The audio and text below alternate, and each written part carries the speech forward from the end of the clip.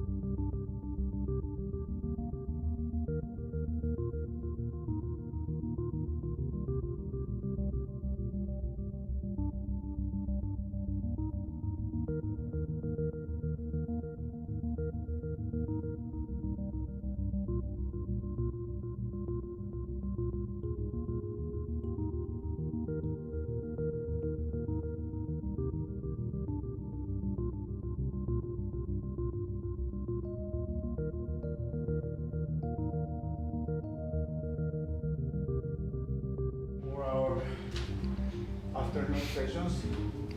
This one is by Jake Spinella. Jake is a PhD candidate at the University of Illinois at Chicago. He specializes in philosophy of mind and cognitive science, general philosophy of science and epistemology. His research focuses on the relations between perception, cognition, and action in a way that explains our peculiarly human form of mindedness. Is that right? Yeah, I don't know what it means, but it sounds nice. That's why I wrote it, yeah. And today he will talk about how to do things with propositions, understanding why as propositional know-how. Yeah. So hopefully the central claim of the talk is clear. If it's not, I've failed. But you might already be able to tell that it's going to be a claim of equivalence between understanding why and propositional know-how. But this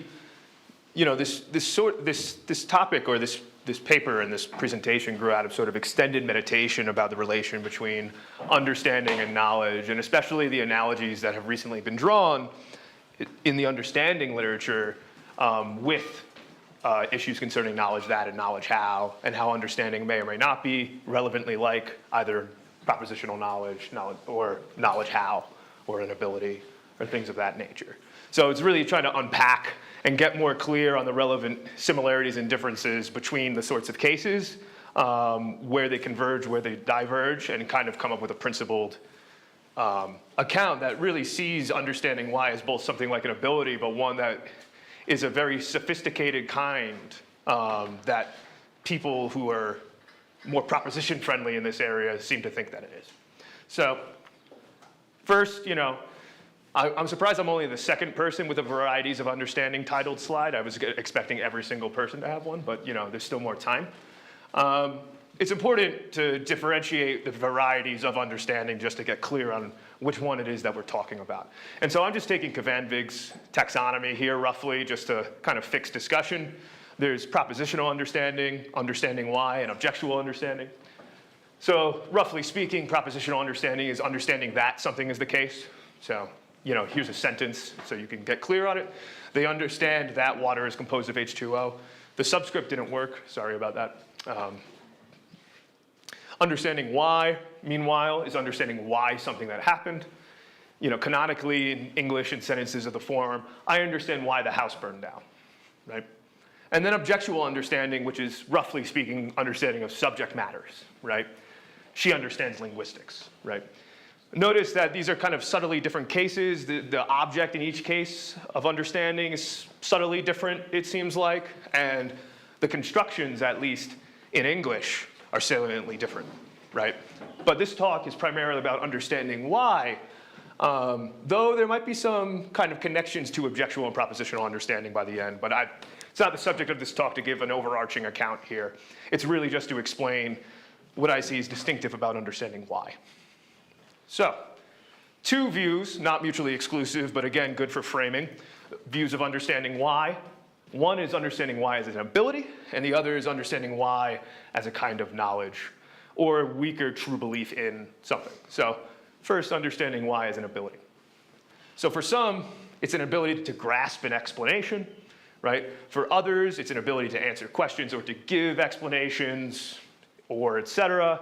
For some, including one person in here, it's non-propositional knowledge of causes, right? All these sorts of views view it as somehow relevantly like an ability or a piece of knowledge how, right? I'll just call these views capacitarian views, just to label them all. Because they all focus on understanding's nature as a thing that we do, as a capacity that we have, right?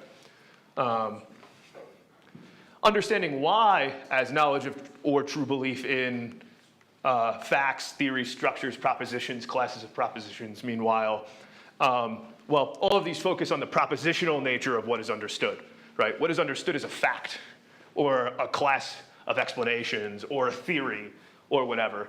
And all these sorts of views, what they seem to have in common is that what's ascribed is like something like the subject of a that clause, like a proposition, right? Or a class of propositions and so on, or structures that are built up partly out of propositions. So theories on one way of like scientific theories on one way of understanding them, They are just classes of propositions about, with a syntactic and a semantic structure, right, on them, or something like that. And so, but all of them, in some sense, share this commitment that the prime unit of understanding, the prime object of understanding, is a proposition. So the argument, big picture, is something like this. So I think something that's been underappreciated is that the standard semantics of know what ascription is easily applicable in cases of understanding why, actually, I'll argue. And what the standard semantics of I'll call it no WH. No WH ascription implies that what is known in a particular case of no WH is a proposition. And for many people, this implies that all no WH ascription, or all cases of no WH, reduce to knowledge of propositions. So for example, no WH sentences are sentences of the form, she knows how to drive, he knows where the Colosseum is, right? Any WH word, like where, whether, when, and so on, who, what ends up being described or ascribed in these cases, including how, what ends up being ascribed in these cases, according to the standard semantics, formal semantics of the ascription, is knowledge of a proposition. And I think this pretty easily extends to understanding WH ascription, or understanding Y ascription. And this suggests, per the propositionalist at least, or this is an argument a propositionalist ought to make, that understanding Y, like knowledge WH, reduces to knowledge of propositions. And again, this is grist for their mill. But nobody's really kind of like advanced this specific argument before. They've just drawn an analogy, but not really kind of looked at this issue. And the case I want to make in this talk is that even though actually this is more plausible a move with regard to understanding why, I think, than with regard to knowledge that and knowledge how, which is where it originates, this move, it's still not quite right. And so what I want to say is that propositionalists about understanding why are correct to say that propositional capacities, such as believing or knowing, are necessary for understanding why. But all things like the semantics of the ascription shows is that they are necessary, not that they are sufficient. And then, so what I want to explain is the sense in which propositions are both necessary and insufficient for cases of understanding why, and the claim then is that understanding why is a form of knowing how to do stuff with propositions, is the idea. It's an ability that's essentially premised on having propositional capacities. That's the argument in brief. So the semantics of attitude ascription, hopefully this won't be too opaque. I've tried to make it simple. So the standard semantics for propositional attitude ascriptions in English, this may vary language to language, of course, but in English, relates the holder of the attitude to a proposition that is embedded, typically within a verb phrase. So for example, Joel knows that Dakar is the capital of Senegal, is to be analyzed as Joel standing in the relation of knowing to the proposition expressed in the brackets. That is the natural language phrase that expresses the proposition Dakar is the capital of Senegal. And so in this case, what Joel knows, the object of his attitude, is the proposition expressed, right, in the brackets. So knowledge WH ascription is different in this way. Knowledge WH sentences such as like, Joel knows where the sun, or Joel knows where Mexico is, are sentences in natural language that ascribe knowledge to agents in a way that is not, at least straightforwardly or on its face, a knowledge of a proposition. So for example, the surface grammatical structure of to, Carmen knows how far the Colosseum is from us, does not attribute knowledge of a proposition, at least not directly. Rather, what is straightforwardly ascribed in the structure of to is the knowledge of an answer to a question, namely this question: how far is the Colosseum from us, right?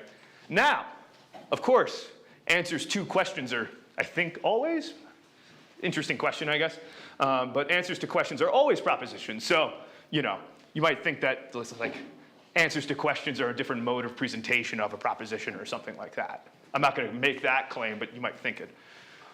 So if the answer is to 2A is, say, 5 kilometers, then what Carmen knows in 2A, or what she's ascribed as knowing, is the following proposition, that the Colosseum is 5 kilometers away, right?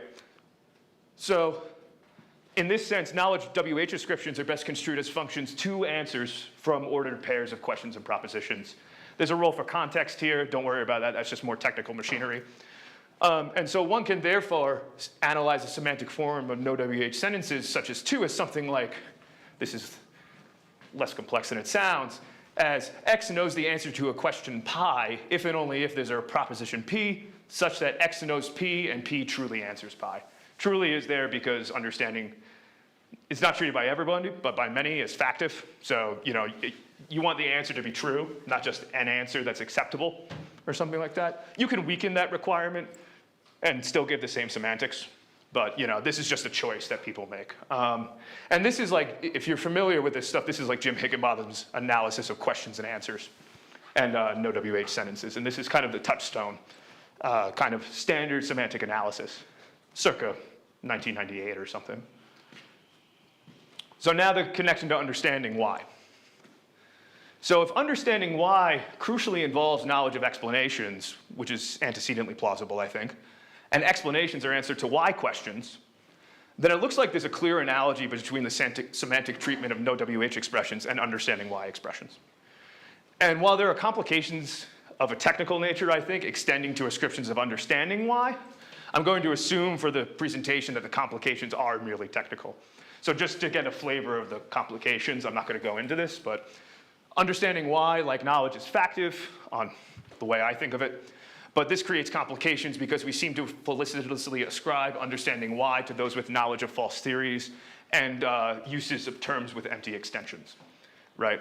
So how do you understand the caloric theory of heat, right, if the caloric theory of heat is false? Intuitively, there's still a sense in which one does understand it. Something like, the analysis I would have to give is something like, what would be the case if it were true, right, or something like that. But I think those issues are primarily technical. They're not like fundamental obstacles to giving this kind of semantics for understanding why ascription. And so, these worries aren't like deadly.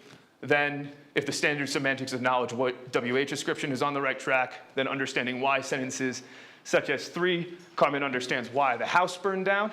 Carmen does a lot of stuff, she even understands arson, ought to be analyzed in the following way, which is the same as knowledge what ascription. One understands, X understands why when X understands the answer to a question, X understands why if and only if X has an answer to a question. I'm getting confused. You see it's the same form. The issue, the one thing that may change is whether it's an answer or whether it answers pi or it explains pi. And that depends on whether you think knowledge of explanations is required for understanding why. So what the semantics allegedly shows, I think, is that if the standard semantics for no WH fits for understanding why, then it seems that the propositionalist has a powerful and heretofore underappreciated argument in favor of reducing understanding why to knowledge of propositions, such that the necessary and sufficient conditions for understanding why just are the necessary and sufficient conditions for propositional knowledge that. And this should sound familiar. This is exactly the argument Stanley and Williamson give for reducing knowledge how to knowledge that, just extended to understanding why ascription, right? So if you're familiar with the know how, know that debate and the intellectualism about knowledge how, this is that very same move, right? Except I actually think it's more plausible in cases of understanding why than in cases of knowledge, because I think understanding is a more sophisticated capacity than knowledge in various sorts of ways. And so while I provisionally agree with the propositionalist that propositional knowledge, that P, is necessary for cases of understanding why P, but I'm not convinced that the argument from the semantics of understanding why ascription shows anything about the sufficiency conditions for understanding why.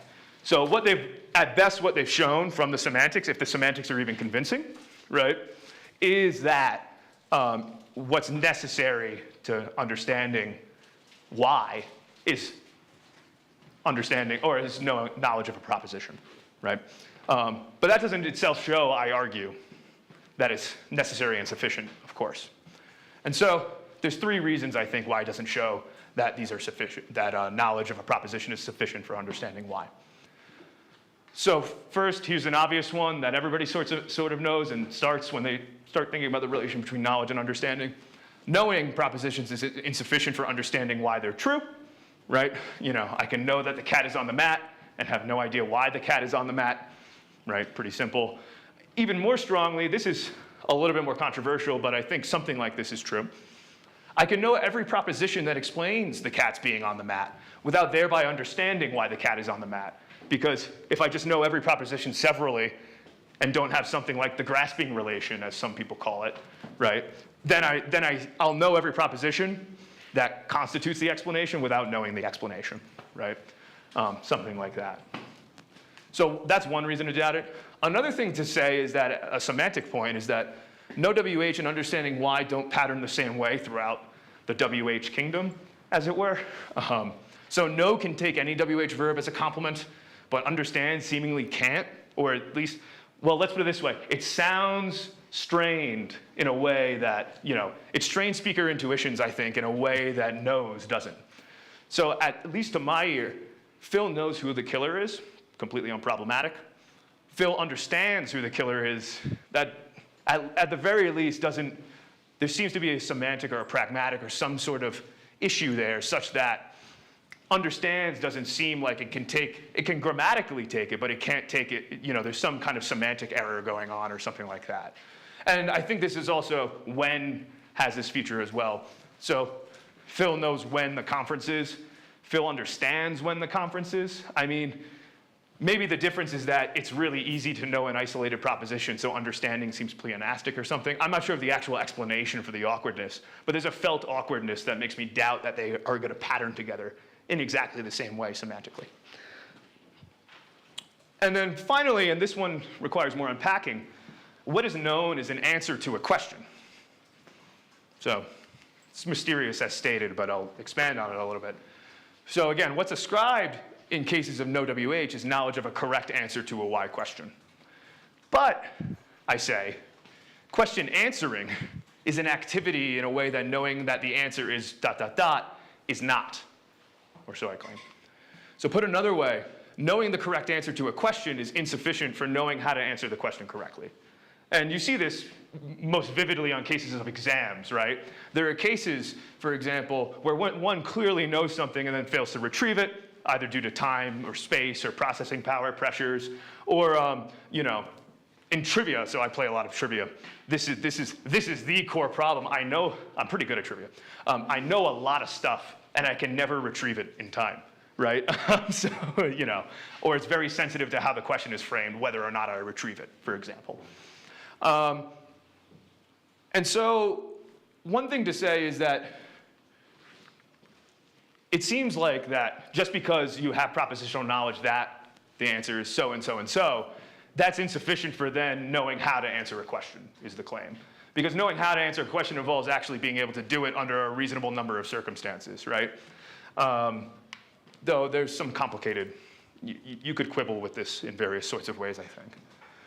But, so what appears right to me is that while knowledge that P might be necessary for answering a why question whose answer is P, right? This does nothing to show that that's all that's required for the activity that is question answering, right? All that it shows is that the answer, whatever in fact it is, will be a proposition. So the claim is just that what the semantics of know what ascription shows is that here's a necessary feature of question answering as an activity, that its object is a proposition, right? But it doesn't say that if you supply the proposition, then you will have successfully answered a question. So maybe one could see this sort of point like by thinking about what it would be to unsuccessfully answer a question while supplying P, right? So one sort of thing might be, if I screamed very loudly before and after uttering P, right? And in response to somebody's question about, why the house burned down, even though I've communicated the propositional content P, if it's so loud that it's distracting, it would not have successfully answered the question, at least for the individual. Now, in the sense that, will I have successfully given the answer? Yes. But will I have successfully conveyed it? No. And if question answering is an activity and not just the supplying of a proposition, it seems like that should be relevant to the assessment too, at least arguably. But I take that this shows, if this line is sort of convincing, is that the semantics of understanding WH description only shows the knowledge that P is a necessary condition, not a sufficient condition. Here, some might reject the semantic argument root and branch. To them, the semantics of attitude descriptions are only relevant to the meanings of words or whatever, and have nothing to do with what is actually the case. You know, if you think knowledge is a mental state, you might say, I don't care about the meaning of knows or understands. I care about the mental state knowledge or the mental state understanding, right? In which case, you would want to reject the semantic argument of showing nothing about what we're really concerned with, which is the mental states, not the words, right? But I think contrary to this line that propositionalists are onto something in some way. There's independent reason, I think, to think that propositional capacities are required for understanding why, and the semantics in giving us another kind of piece of evidence buttresses this point, right? And so it's just like another relevant piece of evidence to consider. It's not just some ad hoc thing that's only the result of semantic theorizing, right? That understanding why requires propositional capacities, I think. So intuitively, like, I'm just gonna pump your intuitions here, and you can disagree, you know, you can disagree in the Q&A. But only children of a certain age and above seem to understand why. And a plausible explanation, I argue, of this intuitive claim that I make is that sophisticated propositional capacities are required for understanding why. And only humans of a certain developmental maturity have those sophisticated propositional capacities.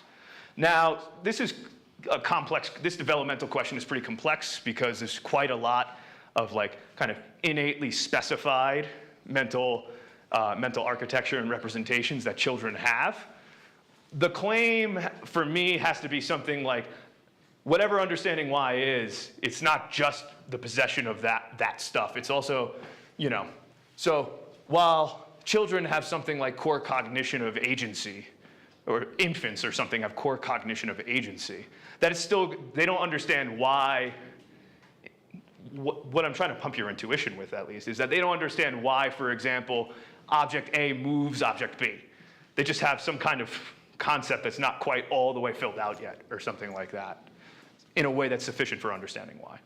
And the claim is they only get that when they get propositional capacities. Can they then understand why something is the case? They can understand things like explanations, right? You don't really give your infant an explanation, right? You give your 3-year-old maybe, or a 5-year-old explanations. You know, giving the infant the explanation wouldn't be helpful to them. But it's also equally obvious as capacitarians stress, I think, that understanding why can't just reduce to knowledge of propositions. Understanding why, I mean, I'm just on board with people that think this way. Understanding why seems to be an achievement and too thick in a way that mere knowledge that is not, right? Knowledge that often is easy to come by, right? But understanding why seems to be more difficult to come by, at least arguably. I'm in the grip of that intuition, so you can also dispute it with me in Q&A. But, you know, I'm committed to this sort of view too. And so then there's something interesting that needs to be explained. What explains the sense in which, you know, propositions are necessary but insufficient for knowledge why? Understanding why. And I think what best explains this fact that they appear necessary but are insufficient, I think, is that understanding why is a form of know-how essentially premised on having a command of propositional capacities, right? Essentially premised on having the ability to represent something in propositional form, for example, or to understand what a proposition conveys, or any number of things, right? And so then the next question is, if it's an ability, what ability is it, right? Or if it's know-how, what form of know-how is it? And the claim, I say, is that understanding why P is knowledge of how to give skilled propositional performances with respect to P. So skilled propositional performances with respect to P are propositional performances, and one thing to say is cross out inquiring. I was thinking about this more, and inquiring is not a good case for this, or not a good example of this, actually. But skilled propositional performances with respect to P are propositional performances such as judging, teaching, explaining, arguing, right? That centrally presuppose the truth of P. Another thing to say is I'm not happy with this, so tell me if you have a better way of understanding what central presupposition amounts to. But a performance centrally presupposes the truth of P when the performance cannot be successful without treating P as common ground between audience and performer. So for example, in order to teach that P, right, P has to be true, because teaching is factive. And so what's going to come out is that there's this really strong factive component to skilled propositional performance, I argue. But where skilled propositional performances are canonically found are in truth-oriented activities, such as, again, cross out inquiring, because inquiry is complicated. Explaining, teaching, justifying, maybe experimenting, etc. And which skilled propositional performances are criterial for understanding why in a particular case will vary by subject matter and/or context. It seems to me true that certain abilities, for example, require the ability also to teach it, and certain other abilities do not. Like, to be a good dunker at a basketball, you don't need to be able to teach anybody how to dunk a basketball. But arguably, other sorts of skills don't have that feature. Chess, you don't have to be a good teacher to be a good chess player. But there are probably going to be some sorts of abilities where these things come as packages and for non-accidental reasons. And so that's why I'm just leaving it open how the relations go in each case. And again, a crucial component of skilled propositional performances is their factive character. So a propositional performance is not skilled if the propositions constituting the performance are false. Mini argument for that. Skilled performances of any sort are assessed by their conduciveness to achieving the end of the activity in which they take place, right? A basketball shot is a good one if and only if it's conducive to scoring points or something like that, right? So because the activities that skilled propositional performance take place within are activities whose ends are truth-oriented, skilled propositional performances must also be truth-oriented, right? That's their end, that's their telos, right? And again, this requires some tinkering in the cases of skilled propositional performances with things like false theories or terms with null extensions. But again, I think these sorts of problems are merely technical in nature rather than real roadblocks to thinking of it in this way. And now a couple objections to the view, and then one last thing to say, and then I'll wrap up. Yeah, 5. Yeah. So there's at least 2 objections to this account that sort of leap out at me. So one of them is that there seems to be cases of understanding why without cases of performance. Intuitively, someone can understand why or how something works without being able to articulate that understanding in speech or performance. So take this following case. This comes from Peter Lipton. I'm walking through the astronomy department at my university. They have a large orrery available in the main hall. I start regularly playing with it. After a while, I begin to understand why the planets exhibit retrograde motion. Jake, what's an orrery? Oh, sorry, good. It's like a scale model of the solar system that has some mechanistically sound basis, basically, such that it's supposed to represent at scale the actual movements of the planets to a certain degree, right? And so after a while, I begin to understand why the planets exhibit retrograde motion. And when created in astronomy class, however, I can't articulate why they have the retrograde motion. I can only go and operate the orrery and kind of show you, right, is the claim. And so Lipton takes this to show that understanding why doesn't require knowledge of an explanation, right? Since if I knew an explanation, I'd be able to articulate it, is the claim. I think that's just false, or relies on a bad reading of the ability modal. So it's important to distinguish 2 different readings of Ken in the following thesis, which is the core thesis of the talk. One understands why P when one can give a skilled propositional performance, such as an explanation, with respect to P. First, there's the actuality reading, called AR. One can phi if and only if one phis in the actual world, right? If do or do not, there is no try theory of trying, or of Ken rather. And then second, the capacity reading. One can phi if and only if one has the capacity to phi, where the capacity to phi is, where one has the capacity to phi if and only if one phis in a contextually specified range of worlds accessible from the actual one, which may or may not include the actual world, right? Because every world is accessible to itself. So what orrery shows is that we're unable to give Ken in thesis the AR reading. That is, I can't knowledge of an explanation cannot inhere in my ability to give it just in the actual world or something. Because there's plenty of cases that being able to do something doesn't entail that you can do it in the actual world, right? So, you know, if I was training to dunk a basketball and I got to the point where the next time I attempted a dunk, I would have succeeded, but my legs were cut off before I was able to do it, right? It still would be the case that at least before my legs were cut off, I had the ability to dunk the basketball. I just haven't done it yet, right? Even if it's not the actual world, right? It's that I have the modal ability across a range of contexts or something like that. But what would need to be shown, rather, in the case of orrery, would be that there are cases like orrery where CR is false, where the claim is something like, I can't articulate the explanation in any world remotely similar to the one I'm currently in, right? But if I can't articulate an explanation in any world remotely similar to the one I'm in, right?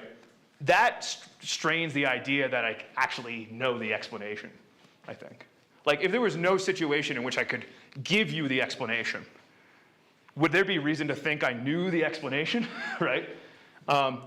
You know, knowing the explanation or understanding the explanation admits of, you know, kind of piecemeal failure. It doesn't admit of systematic failures to articulate in that way, or so it seems to me. And so all thesis requires is the truth of CR, not AR. And since orrery only touches AR, it's a red herring. And then finally, and then I'll be done, intellectual versus practical abilities. So according to one view, this is Sullivan's view, there's a purely propositional sense of ability, what she calls judgmental ability, and a purely practical sense of ability, what she calls embodied ability. And so judgmental ability is something like S has an ability to form a true belief that is the result of S's intentional judgment. And embodied ability is S has an ability to manipulate tangible objects to perform a practical task. The objection from this kind of view is that if they're purely propositional or purely epistemic or purely theoretical, pick your favorite phrase, abilities, then it's wrong to think that understanding why is a form of know-how, which is another version of my central claim. This is because there are abilities that are not instances of knowing how to do something on this account.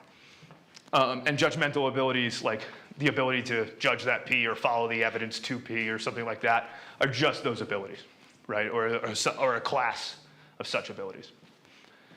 And so 3 replies. I'm just going to go through these quickly because I want to close. First, the dispute may be terminological. Assuming it's not, 2 other points. 1, it seems like judgmental abilities in technical subjects like physics, mathematics, logic, engineering, et cetera, seem to be partly constituted by abilities to do things. So this is an easier case and then a harder case. Like, I have the judgmental ability to ascertain torque partly in virtue of my ability to calculate derivatives with respect to angular momentum, right? And also I have the judgmental ability to know that the right settings for my mass spectrometer machine are gamma because of my knowledge of how to work the mass spec machine, right? Perhaps these are also judgmental abilities. That would be the natural reply here, but that seems sort of ad hoc, especially in the machine use case, the complicated mass spec case. And then finally, and this is just a, you know, something that requires more explanation, is that it seems like judgmental abilities require good judging. So why shouldn't we think that judgmental abilities are just knowledge of how to judge well with respect to, you know, whatever the subject matter is? We've been given no argument against this sort of claim. And so the big picture, and this is the end, is that unlike Sullivan, I reject the idea that there are abilities that are not forms of know-how. Rather, all abilities of knowledge are knowledge how to do certain things. That is, oh, sorry, not all abilities, but all propositional ability, all abilities are knowledge of how to do certain things, and understanding why is a knowledge of how to give skilled performances. And instead of marking a distinction between practical and theoretical abilities, we should instead mark a distinction between practical and theoretical knowledge. Abilities based on practical knowledge will differ in their profile from abilities like skilled propositional performances that are based in some sense on theoretical knowledge, like knowledge that. So with this distinction in hand, we can make sense of the idea that understanding why is an ability whose basis is essentially theoretical. And put another way, we can come to understand or make sense of the way in which understanding why is knowledge of how to do things with propositions. And that's it.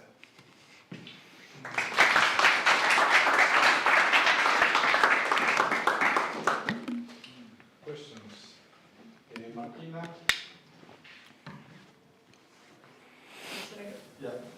Thank you, Jake. This was a great talk. It made me think about my grandmother when she was making gnocchi. Uh-huh. Okay. She had like this like magic way of making gnocchi that nobody was able to replicate years later. And my dad, one day out of frustration, decided to just step into the kitchen with her and say like, okay, just teach me how you make gnocchi. And while she was making the dough, she was putting flour in it, he was taking notes and he said, okay, how much flour do I need to put in? And she said, I don't how know. much it needs. Yeah. And he was like, okay, how much does it need? And she said, how much it needs. Right. It was like, there was no number, there was no precision whatsoever. So I always wondered, does she understand why the end result of the gnocchi is the way it is? Because I was thinking during your talk, that's a skilled performance. And if I'm not mistaken, understanding-wise, a form of know-how, and it's knowing how to give a skilled propositional performance with respect to beef. But it seems to me that the propositional aspect is missing here. So I'm wondering if this is one of those cases that you will discuss later as one of the cases where there is understanding, but there's just an inability to articulate it, or if this is one of those examples where there's actually no understanding at all. So good, yeah. So I think the first thing to say is that what your grandmother has in this case is just a normal kind of classic case of know-how, right? Where what's known is sort of inexpressible in the form of a proposition, even though there is a proposition corresponding to it, right? You know, she knows how much flour is needed to make the gnocchi good, right? And that's just a normal practical ability that anybody can have while cooking, right, if they get experienced enough. But I would say she doesn't understand why that much flour makes the gnocchi good, right? That requires giving a sort of explanation maybe of things like chemistry, right, that she doesn't have access to. So she has the ability to make good gnocchi and to know how much flour is needed, but she doesn't understand, among other things, why that much flour leads to good gnocchi, right? And so she's unable to give the skilled propositional performance, but she has the other ability, right? So she has one set of abilities and not others, right? Which is why it's sort of like she didn't really do a good job, you know, in one way of teaching it, right? Because like, obviously saying to somebody, well, just the right amount is just like an unhelpful way when they don't know what the right amount is, right? You need to, when you're teaching somebody, you need to get them to see what the right amount is, right? And telling them to pick the right amount, whatever that amount is not. Has to be propositional? Well, so rather it's going to be, whatever the right amount is, it's going to correspond to a state of affairs, right? So if the right amount of flour is actually 3 grams, then, you know, the right amount of flour is 3 grams, even if you don't communicate it that way, right? So there's no understanding. There's no understanding why that much flour makes the gnocchi good, at least, I think. Yeah. And this, yes. Thank you for your talk. I have a question about the propositional performance. Yes, yes. The example you gave of different propositional performances. It seems to me that all of those examples presuppose the ability to make correct inferences.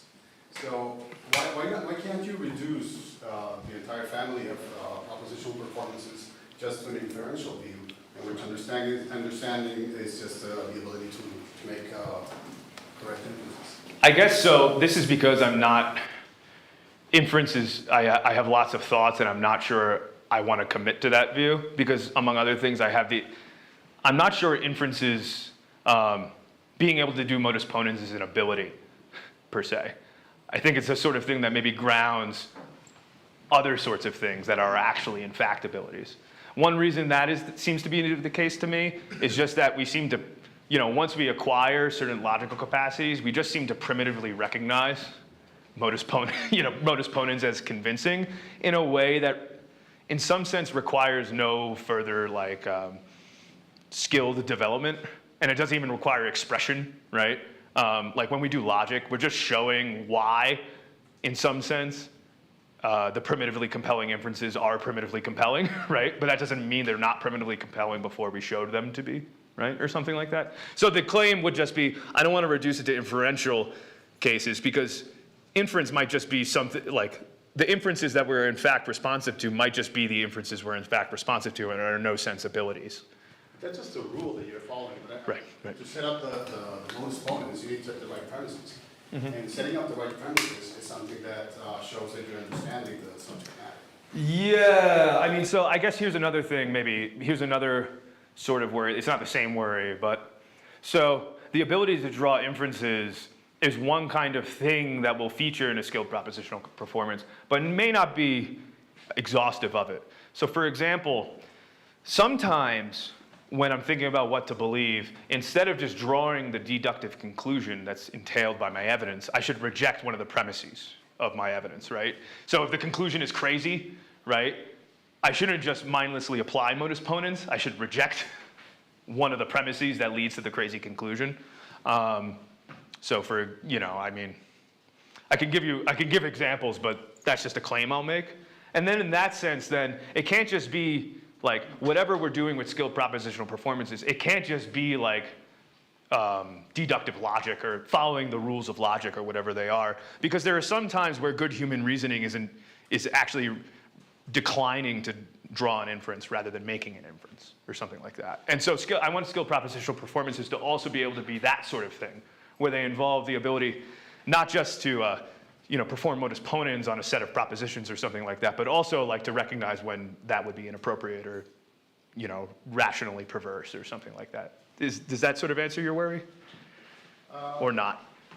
Well, I guess you're reducing inference to deductive inference. Right. Well, I mean, so I think this is true even in cases of induction or abduction, right? So just because, say your sample says you should believe this crazy conclusion, if there's some reason that it's crazy, that should be a reason to doubt something about your sample, right? So I'm just going to run this argument in the same way for all of these cases. Okay.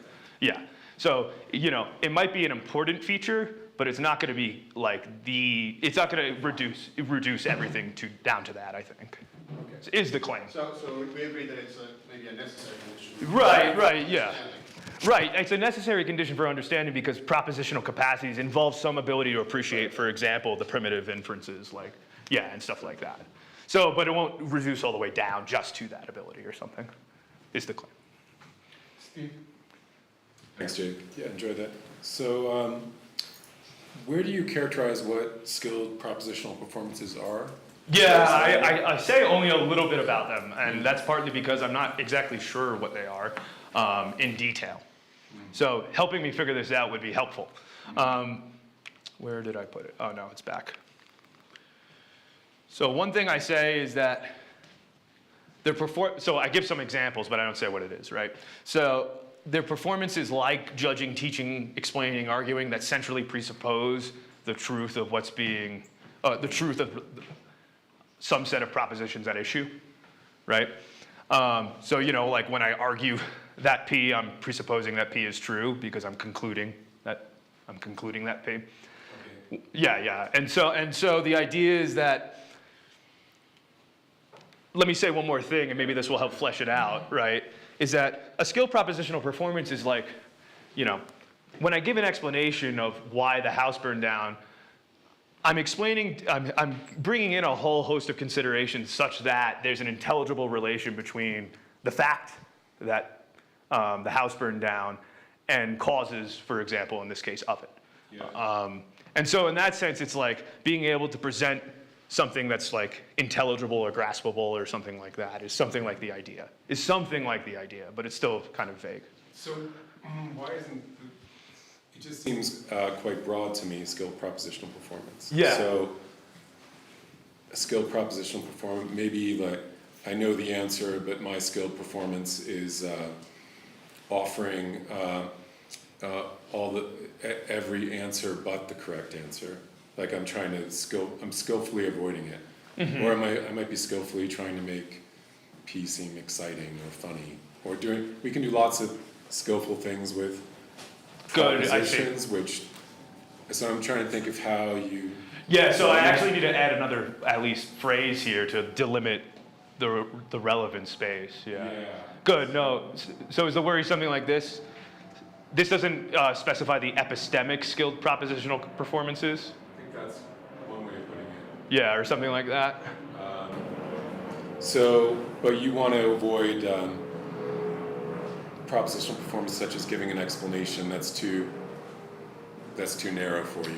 I don't want it to be only the giving of an explanation, right? I mean, because it seems to me that, I mean, one thing I want to say is that judging or arguing that P is a skilled propositional performance, and those might not necessarily come in the form of the giving of an explanation.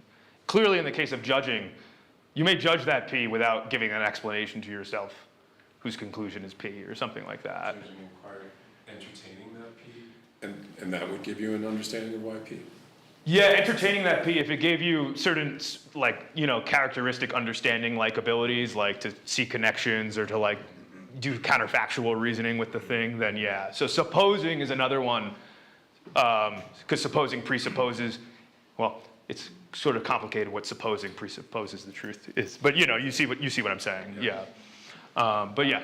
So, and I just count me as thinking that with the young children case, or maybe with non-human animal cases, that maybe requiring propositions is too strong. So Yes. the child that, very young child that pushes over like a tower of blocks and understands presumably that it was his or her agency, or even like a dog that might understand why it's being punished because it ate the shoes or something, but doesn't have the propositional wherewithal to identify anything like that. Yeah, so what I'm gonna say in those sorts of cases is I'm gonna push it back to like some seemingly simpler state, like, because I think there are clear cases, for example, of know-how without any attendant propositional knowledge, and in fact, I think animals are precisely good cases where animals know how to do plenty of things, and they do not have any knowledge of the relevant propositions, right? But that's not gonna be, I am gonna mark this really strong kind of requirement on understanding why, because understanding why seems epistemically like only on the scene once we begin to understand the relations between how we do things and why those things are the case, right? Yeah, so you might think just evolutionarily or phylogenetically, it's not always on the scene, like worms don't have it and beetles don't have it. Yeah, they don't even need to care. But at a certain level of sophistication, it does come on the scene and maybe, Yeah, and then we get the sense in which it's both like a piece of knowledge how, but like a quite sophisticated achievement-like one, right? Because in some sense, the beaver knowing how to build a dam is not itself an achievement. It's kind of intrinsically coded in them. Yeah, so that's the sort of thing I'm trying to get at here. Now, I think there's definitely things to be said, especially about children, because the case of when like children acquire like command of propositional devices like quantification is really difficult to figure out. Infants and young children are the hard case, right? But I think I can like give you some kind of principal distinction there or something to like hit a line, yeah. Yeah. I actually got a related question, so in two parts. So the first thing is, I don't see that these examples are actually sort of factive in the sense that we say exposing the truth, and it can teach something false. They taught me all kinds of falsehoods in high school. That's true. Good, yeah. And I can inquire, I guess, about something false. I can argue that P when P is false, and it's not common ground between me and the person that I'm arguing with. That's why we're arguing. Good, yeah. Only explaining seems to have the factive character. that factive character. But then about explaining, I have a special worry. Good, okay. That ChatGPT and Blockhead can do it. Like, yeah, ChatGPT can give you an explanation for lots of things, but it doesn't understand why. I guess I don't think it can give you an explanation. So, I think it needs, so it can't give you an, well, it can, like the explanation is such and such, and it gave it to you. I don't think, well, so one thing I'm committed to is that nothing ChatGPT says actually means anything. So that's one problem. But like, what I'll claim in those sorts of cases is that it's all just has the output of somebody who would understand it if they actually had things like a language faculty or knowledge or any of the things that humans actually have, right? It's just behaviorally, indistinguishable from an actual cognizer or something like that. is the sort of claim I'm going to make. But, that's, we can argue about that. But the points about these are well taken, and this is partly why, I kind of hedged about the central presupposition of the truth of P. So there's two things I guess I should say here. One was that I was sort of thinking about weakening the requirement to include false, cases where I'm falsely taught something. There's two ways to respond to those cases, like allowing for the possibility of false teaching or false learning, or saying those are not actual cases of teaching or learning, right? Those are failed attempts at teaching, right? Because you teach something false. So that's one thing to say. Now, you're right that in arguing is, I think, especially compelling, just in the sense that because I'm giving the conclusion that P, I'm assuming that it's true, but I'm not assuming that it's taken to be true. So then the common ground condition is not the right kind of condition here. Contrary, it's assumed to not be. Yes, exactly, right. And so that's well taken, and this is why I was sort of kind of struggling with the right way to formulate this kind of description of what's going on. It's not that it presupposes the out-and-out truth of P, but it's that it presupposes that, one, that P and P-related concerns are particularly relevant, and that, I don't know what the other condition is, though, or something like that. So what I'm saying here is I agree with you, and I think I need to think more about this particular issue here. Now, the fact of character, I think, in judging and in teaching, I'll just put along with explaining and try to explain away the cases of teaching falsehoods and things like that. Inquiring, I also just chose to reject. I wanted to cross that one out because inquiring is inquiring as to whether, among other things, P is true. Yeah. Right? So it's assumed when you inquire that P is not already settled as true or something like that. But yeah, thank you. That's helpful for getting less wrong. But yeah. We have then Alan and Maria. Hey Jake, can you explain again what on the picture, what the relationship is between understanding why P and knowing why P is? Knowing why P, yeah, so, good.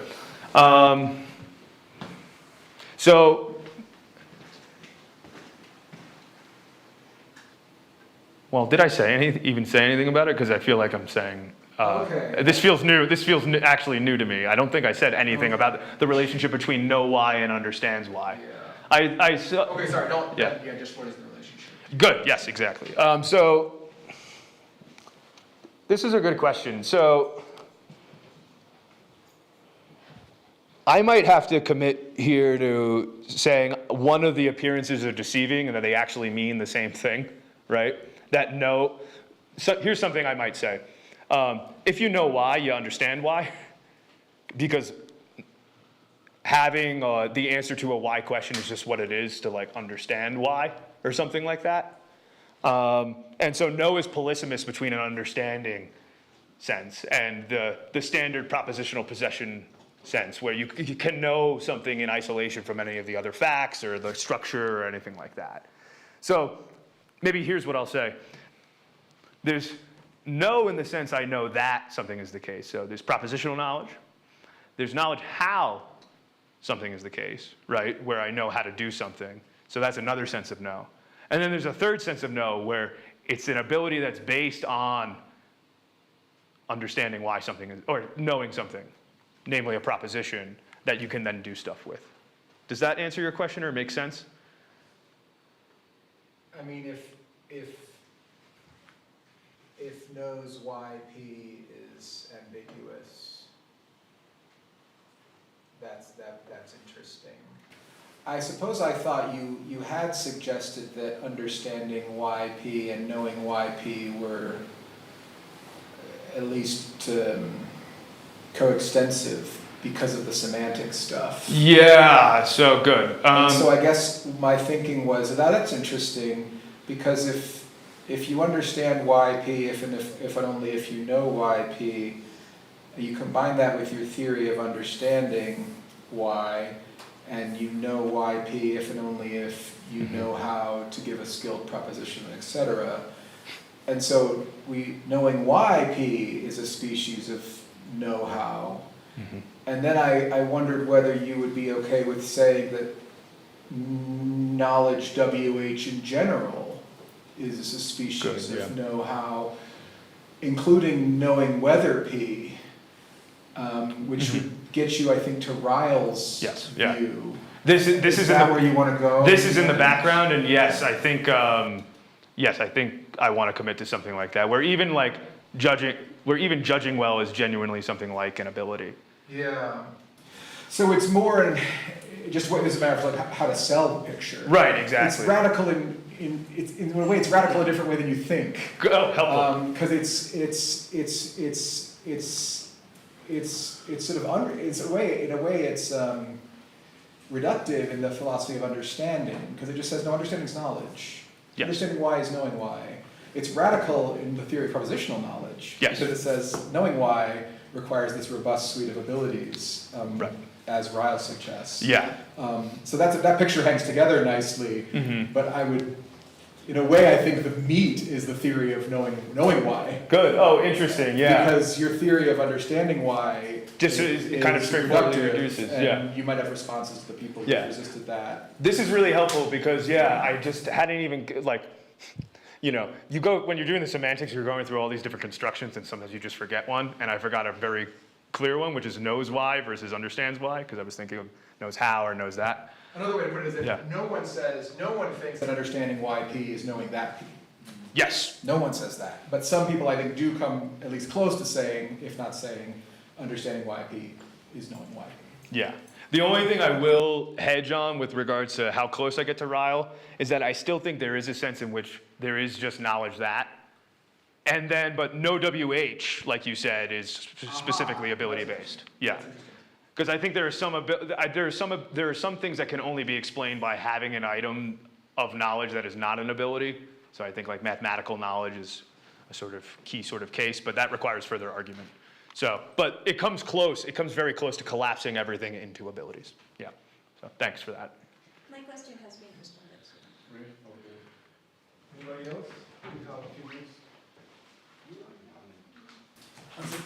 Sorry, I was just wondering if you think imagining is a skilled propositional performance. Is it? Because Yeah. I mean, this is a good question. I have, imagination is a really hard case because one, it seems like there's many different types, and only some, like, imagining that P, I don't know if there's really such thing as something like propositional imagination or not, right?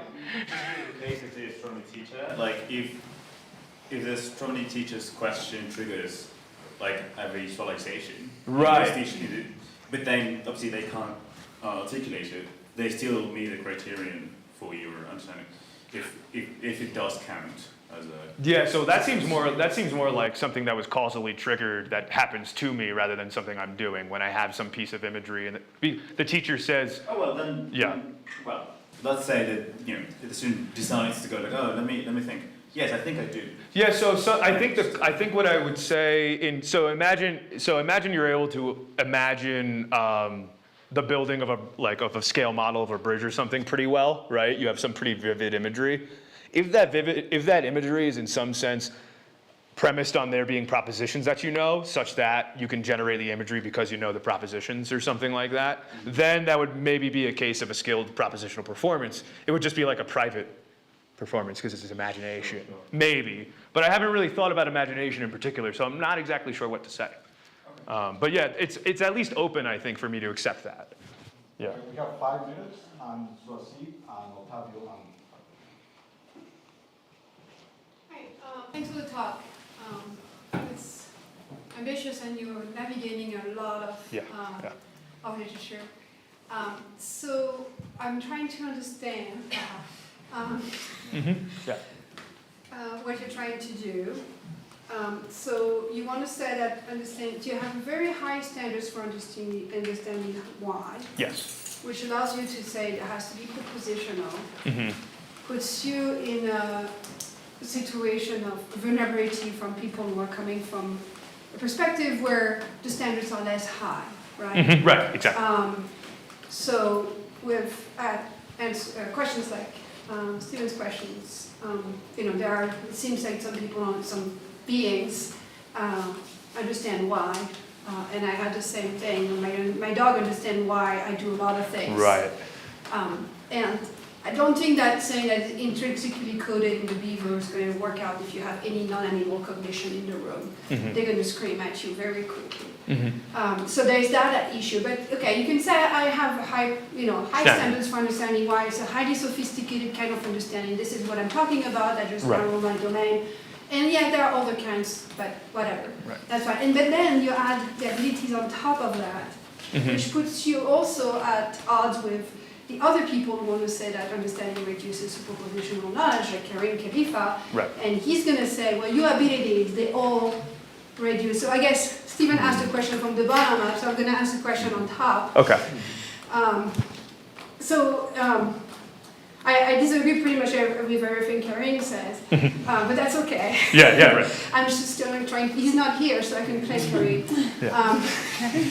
So he would say that the abilities you add on top are basically more understanding why, propositional knowledge. And he's going to have this little dance where he's going to say, haha, and he's going to find some explanatory understanding that is, in the neighborhood of what you're talking, when you're speaking of, when you are talking about abilities. And say, there's nothing there that's not. Or he's going to say that knowledge, that knowledge also has those abilities. And there is no reason to think that understanding comes with abilities that are fundamentally different from the abilities that come with knowledge. So you're fighting two groups. Yeah. I have to fight off two groups of people. Yeah. Right. So which is a disadvantage, but if it's right, it's what you have to do, right? Cool, If it's right, yeah. That you have two sets of people to talk to. And then one more thing. So I was wondering what you think about, so the first question is, what do you think about those kinds of Khalifa's moves, right? Good, yeah. To reduce the ability talk, or Sullivan's move, to reduce the ability talk to more propositional knowledge. And then the other question is about defectivity. Do you really need to have all that activity in there? Yeah. So this is, again, so to answer your second question first, because it's easier, I was struggling with just putting like truly believed, for example, or even just some other kind of epistemic term that doesn't imply truth. I stuck with factivity now. I may drop that requirement just because I'm not sure. A lot of baggage. I'm not sure it serves you well. Yeah, I'm not sure where I land on the question and whether it's even needed. So that's I put it in there just to try it out, but I mean, going back to the teaching, the vast majority of scientific models regarding scientific teaching are false. Right. And so it's not. I have a complicated story about idealizations, right, where they have to be related to the truth in some kind of like, truthful. Again, you're moving now into an entire new set of controversies. Yes, yeah. So maybe just restrict yourself. picking your battles. Yes. No, I think that's right. To answer your first question about the abilities as just more propositional knowledge, I mean, so it's been a while since I read Khalifa's stuff, but I just don't see how adding more propositions is going to enable you to do anything with them. Or put another way, like going back to the case of the cat being on the mat. I mean, every kind of like physical, chemical, biological reason for why the cat is sitting on the mat. The cat likes sitting on the mat. The cat likes sitting on warm objects because it has fur. There are some chemical reactions that at least explain at the chemical level why those things are happening, right? And it just seems clear to me, and this is just me begging the question against Khalifa now, but it just seems clear to me that all of that, you could still lack understanding even when you have knowledge of all these propositions. So I'm just going to dig in my heels here and reject that, partly just because of the frame I'm coming from. It just seems much more obvious to me that if anything's fundamental, it's something like an ability, not the propositions, right? The propositions we can come to know and stuff like that, but doing stuff with them is the interesting thing that that I think this sort of view just is just unable to capture in various sorts of ways. So, I mean, it's not an answer that'll convince Khalifa, but it's not unprincipled, so I guess I can rest easy in that sense or something. But yeah, so that's how I would just answer the question. To the idea that knowledge has the same kind of abilities associated with them, that's another thing that's another move they can make. Yeah, so that's a more interesting kind of like place where I think our intuitions won't just decide our answers antecedently. And so the thing with, so like going back to Alan's point a little bit, if knowing why and understanding why are like coextensive, or at least one sense of knows why is coextensive with understanding why, then I'm happy, right? Because, you know, the knowing why is still a sort of ability, right? And it's, even if it's a propositional ability, it's still an ability fundamentally. And so what Khalifa seems to want is that, oh, well, if the abilities are all the same from knowledge, and knowledge is just knowledge of propositions, then somehow propositions are driving the bus and explaining the abilities that you have, right? And I kind of want to reject maybe that inference or something. So I'll just say that I'd be happy if it reduces to, if understanding why and know why are coextensive, I'm fine with that. If understanding and know that abilities are coextensive, I'm going to reject that out of hand and give you kind of the classic cases for why know how doesn't reduce to know that, and sort of that sort of move. Does that make sense? Yeah. Yeah. Ottavio, very quickly. Yeah, so it's also, I like to follow up on the issue about facticity. Yeah. Because quite independently of issues about idealization, Yeah. right, we want to say that Newtonian physics gives us some understanding, even though it's not that theory is idealized, the theory is plainly false. Right, yeah. There isn't such a thing as gravity the way that Good, yeah. in physics. So if you don't have to invoke Factivity. I would say don't, because you're going to leave a whole plethora of issues completely surprising. Yes, right. Good, no, yeah, that's helpful. And I thought the factivity point, I left it in because I thought also it would be grist, because factivity is a hard row to hoe, you know, in various sorts of ways. But that's, yeah, all this is helpful. You leave it out of the epistemologist will get mad. That's it, so that's, yeah. Philosophers of science or the epistemologist, but someone's going to be So mad. yeah, somebody's gonna be mad no matter what. So I should just disappoint everybody all at once by doing and not doing or something, you know, but yeah. Thank you. Okay, thanks guys. Yeah.